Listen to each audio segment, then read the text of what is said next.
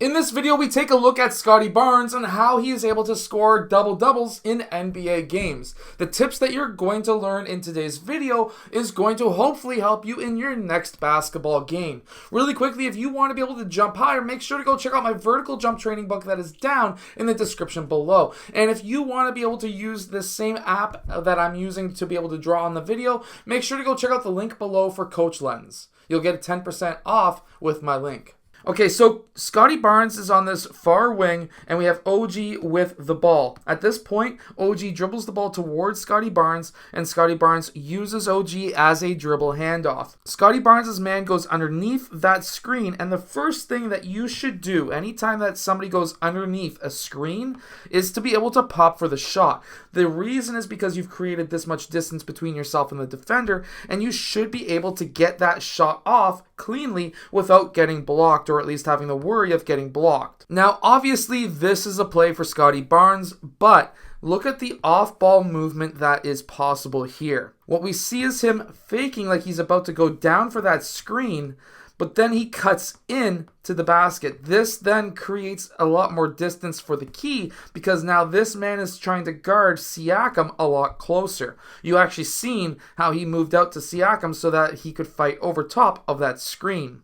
At this time, Scottie Barnes continues through the key, and now we see the pin down screen by what looks to be, or who looks to be, Schroeder. Now, after that pin down screen, it turns into a dribble handoff with Pirtle. So far, Scottie Barnes has moved this whole entire distance. This is huge. This is a lot of running. Now, with Scottie Barnes now attacking the paint, using Pirtle as that dribble handoff who's now rolling towards the basket, and we have a three-point shooter who's popping out to the three, we've now created a lot of opportunities for Scottie Barnes to be able to score, but also to be able to pass. He's got multiple different options for passing. He passes the ball, in this case, down to Pirtle, who's sealing his man extremely well. He's trying to keep his body between his man and Scottie Barnes. This is what allowed Pirtle to be able to score in the key. If it wasn't for him sealing his man, he would have never had the opportunity to be able to score and get Scottie Barnes the assist. So whether you're Scottie Barnes or if you're a postman like Pirtle, I hope that these tips help you so far. Now, in this next clip, look at Scottie Barnes moving off ball. If it wasn't for his off ball movement in this clip, he would not have been open for this three-point shot. See, he started in the high post and he popped out to the three-point line. This is because his man was not paying attention to him and collapsing into the key because the Raptors were driving and attacking the basket. Anytime a player attacks the basket, you have to be able to move off ball because now his man is looking back saying, well, where is he in the high post? He's no longer there. He's moved out and then got open on the wing so that he was able to get himself open for the three-point shot. There's absolutely nobody within a 15 to 20 foot distance of Scottie Barnes, and this was able to be a three-point shot that was wide open. You have to be able to hit threes in the NBA. If you're looking to go to the NBA, this is something that you have to be able to do, and Scottie Barnes is able to do that, especially when he's wide open. Now, if we watch this clip, it's a nice zoomed-in clip. He's able to get position on his man so that he can attack the basket. With him attacking that basket, he's using his off arm to keep this man behind him so that he has the angle to be able to attack and score. However, in this clip, he gets faced with a help defender. That help defender is coming off of his teammate, Pirtle, who he dumps the ball off to, who is absolutely wide open now for that layup or dunk, depending on the situation. In this case, it was a layup. See, whenever you're attacking the basket, you have to keep your head up. You have to understand where the defense is and what you need to be able to do in case this man or somebody else drops down and tries to play help defense. You have to know where your options are.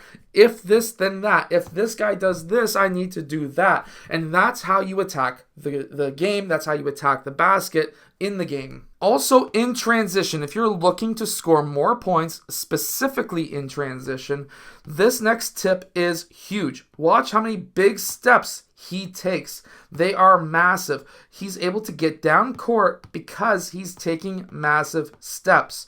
The longer steps you're taking, the shorter distance it is down court, because now you're covering that distance with longer steps, so it's fewer steps to get down court, which means that you can get down court faster. He keeps the ball high above his shoulders, which makes it extremely hard to block, strip, whatever, and he was able to finish at the rim. It also helps knowing how to post up. In this next clip, we see him get that ball into that low post. He's slightly behind the backboard, but he uses that to his advantage. He looks over his shoulder to look for weak side cuts. They're not there. They don't happen. So now he goes into attack mode. Watch. He gets his shoulder low. His shoulders are lower than his defenders. This allows him to have balance. He's looking in this direction. He can see all 5 guys, and he's then able to take that big power step into his defender, backs that defender up. Remember, you want to be able to make contact with your defender first. That's going to allow you to get up, in this case, dunk. But if it wasn't for this initial contact right there, where he was able to create that distance, he would have never been able to get that shot off. You always want to try and create contact first with your defender so that you can create space. If he makes contact with you first, you automatically lose. You're going to get blocked. Now, watch how he attacks Victor Wembanyama. This is actually amazing. So now, Schroeder attacks, gets the double team. Victor Wembanyama has to try and recover out. Now, Victor's actually very good at recovering. If we had that three-point shot, Victor would have probably blocked it. But with Victor closing out, Scottie Barnes just needs to lower his shoulders and attack, and he will have leverage to try and be able to score on Victor. As soon as he gets that initial bump right there, that is going to be able to create that distance that he just had right there. There is no way that Victor's going to be able to keep up, and that allowed Scottie Barnes to be able to score on the dunk. So if you're looking to get more double-doubles, obviously you need to get rebounds and assists, but how you can do it like Scottie Barnes is to get a lot of assists by reading the defense, being able to attack the defense and create open opportunities for your teammates, because when you collect multiple defenders, you can kick that ball off, but you also need to be able to score. And that's what Scottie Barnes does in this video, and I hope that these tips help you. Make sure to be able to check out the vertical jump training book that is down in the description below so you can jump higher. And also, if you like this app, make sure to go check out the 10% off code that is down in the description for Coach Lens.